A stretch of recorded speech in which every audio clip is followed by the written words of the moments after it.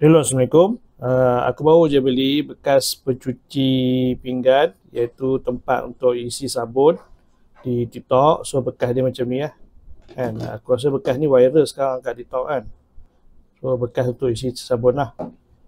Okey, dalam dia disediakan sepan dengan tempat untuk memicit sabun. Okey.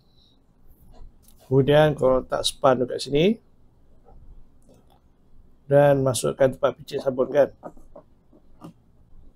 Okey, bekas macam ni. So setiap kali korang nak guna sabun, korang cuma picit ni ya. Okey. Jom aku nak try bubur sabun. So aku tuangkan sabun cuci pinggan ke dalam bekas ni ya. Okey, kemudian kita tutup. So bekas sabun cuci pinggan tu setelah bubur sabun jadi macam ni ya. So bila korang nak guna, korang picit, okey? Macam ni. So kalau korang berminat dengan bekas tempat letak sabun pencuci pinggan yang macam ni, sila tekan beg kuning, okey? Bye.